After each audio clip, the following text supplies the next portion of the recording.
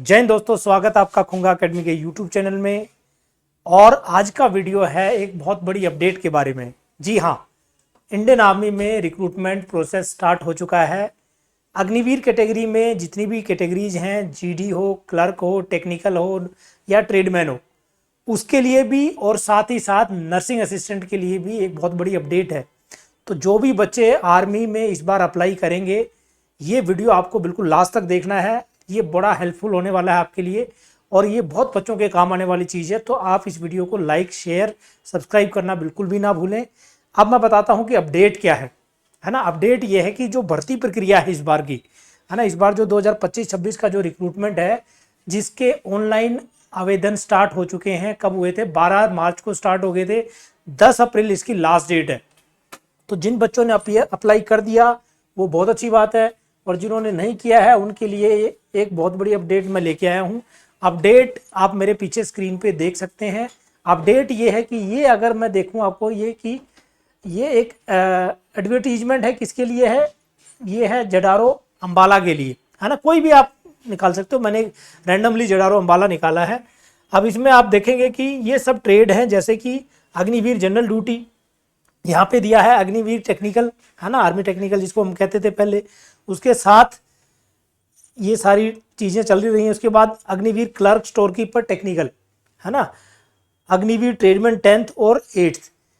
अब तक क्या था कि जो बच्चे एजुकेशन क्वालिफिकेशन पास कर चुके हैं वो अप्लाई कर सकते थे, लेकिन इस बार जो है अपीयरिंग वाले स्टूडेंट भी अप्लाई कर सकते हैं। जी हाँ, जिन बच्चों ने इस साल 10th का एग्ज़ाम दिया है, रिजल्ट नहीं आया है, आप जीडी में, ट्रेडमैन में, जिसमें भी आप एलिजिबल हैं, आप उसमें अप्लाई कर सकते हैं।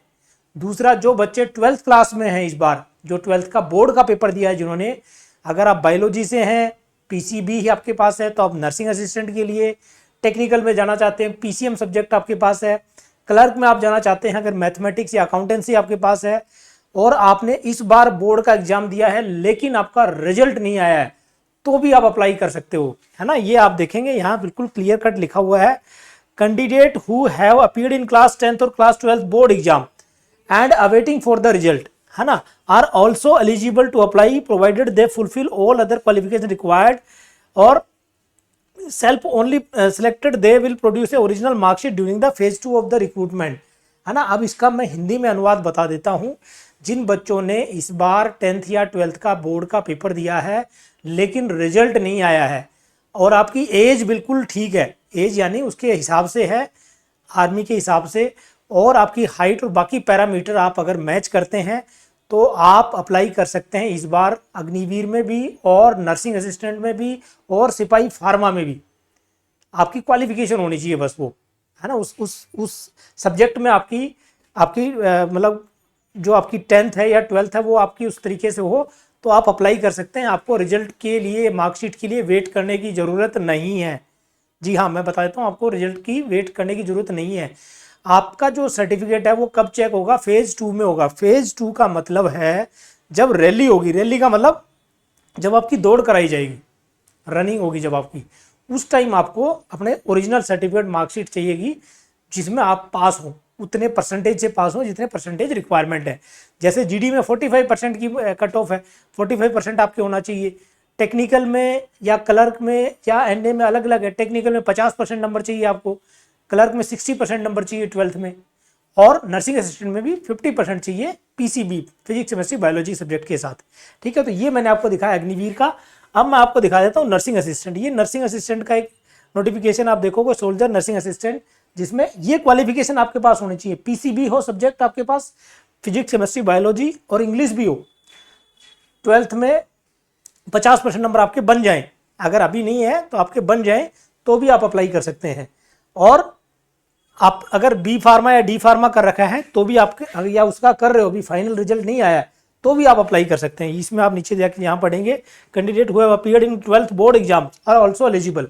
तो अगर आपका अभी रिजल्ट नहीं आया है, आपने इस बार 10th या 12th की है, तो भी आप एलिजिबल हैं आर्मी के लिए। आपकी एज बिल्कुल आप देख लेना, आपकी एज जो है 1 अप्रैल 2008 से पहले की हो, उसके बाद की ना हो।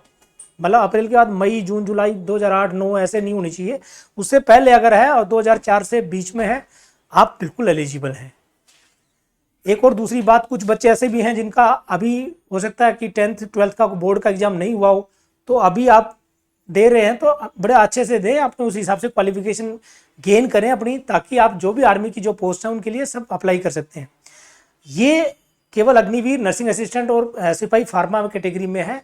एजुकेशन हवलदार में ये एप्लीकेबल नहीं है ना। एजुकेशन हवलदार में आपकी डिग्री कंप्लीट चाहिए, अपियरिंग वाले उसमें नहीं भर सकते फॉर्म।